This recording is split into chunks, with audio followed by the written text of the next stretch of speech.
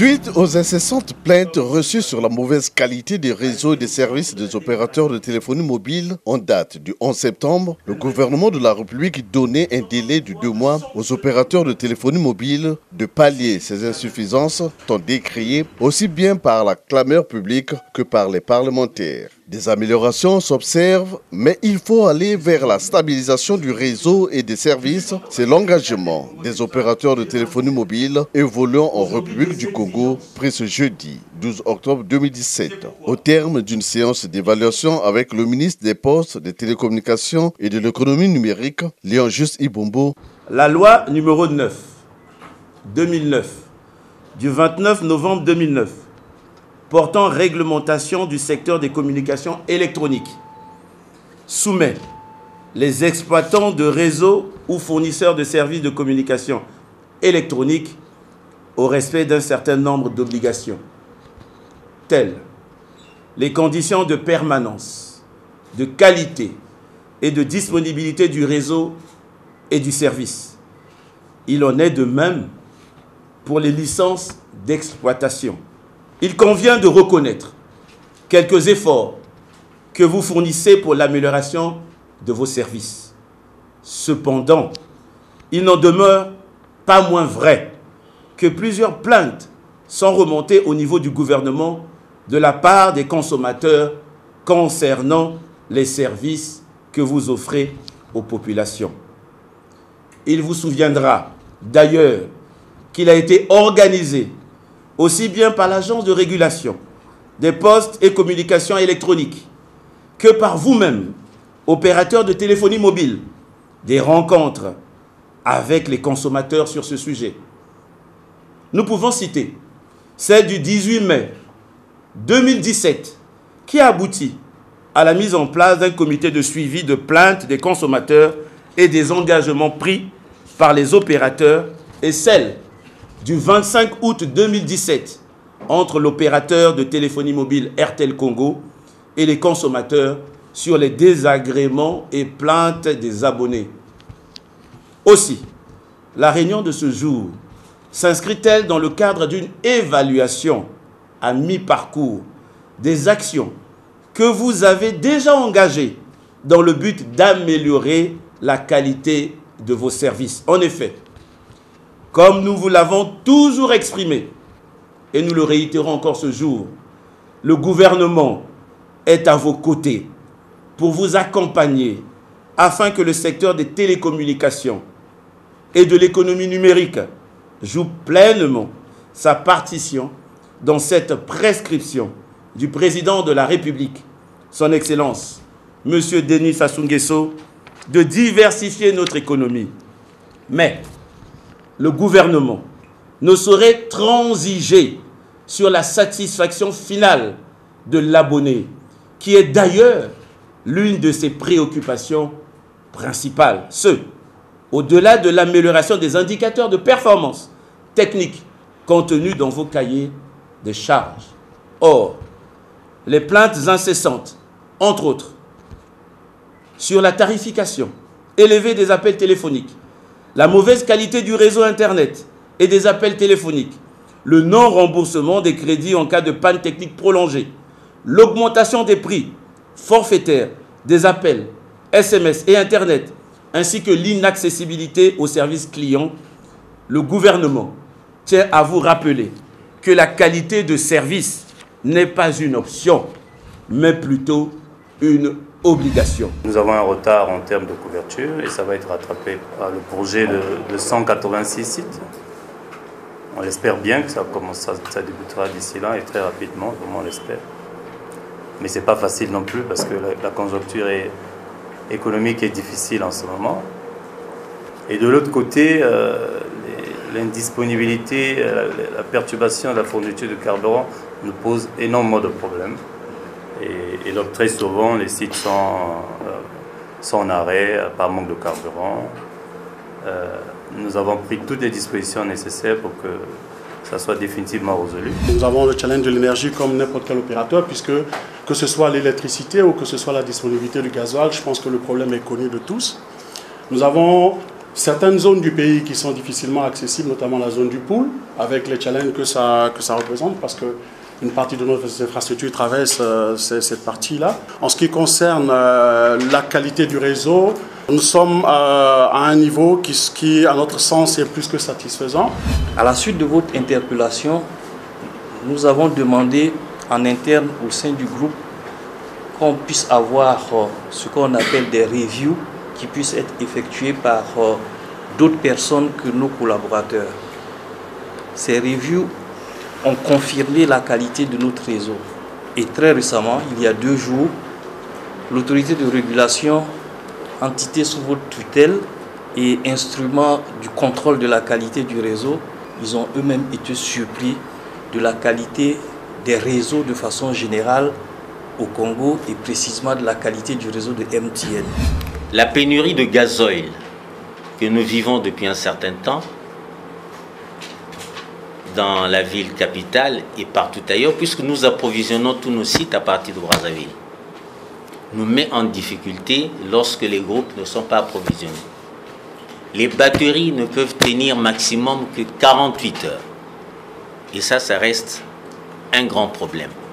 Prenant acte de leur engagement, Léon Justin Ibombo a précisé que l'Agence de régulation des postes et des télécommunications électroniques, organe sous tutelle du ministère des Postes, des Télécommunications et de l'Économie numérique, est chargée de contrôler et d'inspecter les réseaux et services des communications électroniques. À ce titre, a-t-il poursuivi, le gouvernement de la République, dans sa mission régalienne, demeure le garant des intérêts des populations, mais aussi des investissements que vous êtes. Le délai étant de 2 mois, il leur reste 15 jours pour offrir aux clients un réseau de téléphonie mobile et des services excellents et stabilisés.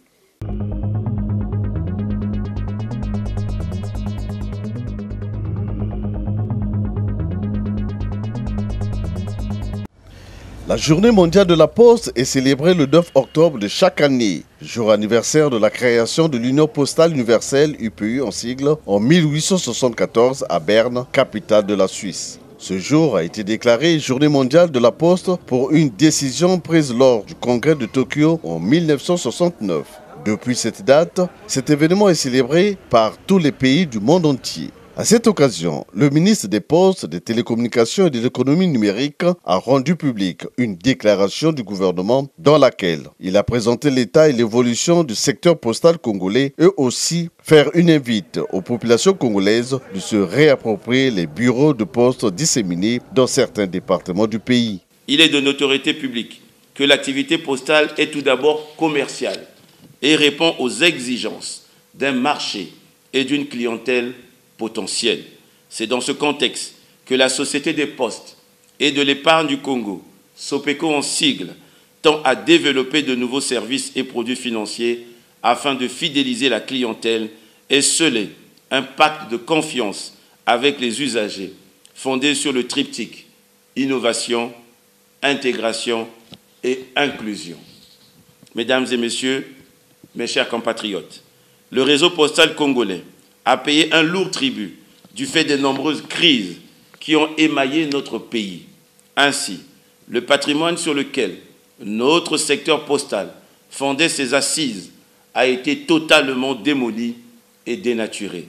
De 118 bureaux de poste, en 1996, il a été réduit à 64 établissements postaux ouverts au public. Pour mémoire, mesdames et messieurs, mes chers compatriotes, le secteur postal constitue un levier du développement inclusif et demeure une plateforme essentielle pour la prestation des services publics, surtout dans l'interland, et que la compétitivité de la Poste ne pourra venir que par la réouverture de tous les bureaux de poste. Aussi, le gouvernement s'engage à poursuivre le processus de réforme amorcé en 2009 par l'attribution de la concession du service postal universel à la Société des Postes et de l'Épargne du Congo, aux fins de lui permettre d'assurer la plénitude de ses missions de service public. Le gouvernement de la République, qui ne cesse de consentir ses efforts, a procédé à un travail fécond de réouverture des bureaux de la SOPECO de Madingu en août 2016, Ngo et Abala en juillet 2017, favorisant ainsi le désenclavement de ces localités. Dans les tout prochains jours, notre exécutif procédera au lancement des travaux de réhabilitation du bureau de poste de Muyonzi dans le département de la Bouenza avec son centre multimédia afin de favoriser l'inclusion numérique. Cet effort se poursuivra en 2018 par la réouverture des bureaux de poste de Mosaka, d'Enyele, de Lutete, d'Okoyo, de Ngoko, etc. Ces grandes actions, dont la liste n'est pas exhaustive, pourront s'étendre dans d'autres départements si la conjoncture économique et financière offrait des opportunités. Le président de la République, son Excellence M. Denis Sassou Nguesso, chef de l'État, dans sa vision globale de notre pays, estime que d'importantes innovations technologiques devraient être entreprises pour notre marche vers le développement. La SOPECO, qui célèbre aujourd'hui, avec tout le peuple congolais, cette journée mondiale de la Poste, a pris à bras-le-corps les enjeux et les défis en présence. Mesdames et messieurs, mes chers compatriotes, enfin, pour couronner d'une pierre blanche la célébration de la journée mondiale de la Poste, nous mettrons à l'honneur les jeunes qui cultivent la tradition de l'art épistolaire, même à l'ère des nouvelles technologies. À ce titre, une cérémonie de remise de prix aux lauréats 2016 et 2017 du concours national de composition épistolaire sera organisée. Réapproprions nos bureaux de poste en les fréquentant régulièrement. À cet effet, les opérateurs postaux de nombreux pays saisissent cette opportunité pour organiser des événements liés au service postal. C'est ainsi que la Société de la Poste et de l'Épargne du Congo, SOPECO en sigle, a organisé le 13 octobre 2017 une cérémonie de remise solennelle des prix aux lauréats du concours national de composition épistolaire pour les jeunes de moins de 15 ans. Occasion pour le ministère des Postes, des Télécommunications et de l'Économie numérique d'attribuer des prix spéciaux à 5 élèves qui se sont distingués au cours du concours épistolaire 2017 dont le thème était « Imaginez que tu es un conseiller ou une conseillère du nouveau secrétaire général de l'ONU. Quel problème mondial l'aiderais-tu à résoudre en premier? Comment le conseillerais-tu pour y parvenir ?»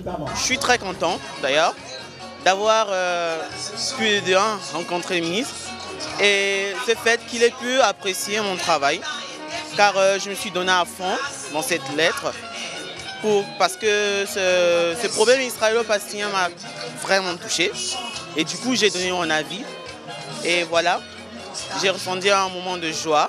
Toutefois, il a noté que le thème du 47e concours international de composition épistolaire 2018 est « Imaginez que vous êtes une lettre voyageant à travers le temps ». Quel message souhaitez-vous transmettre à vos lecteurs ?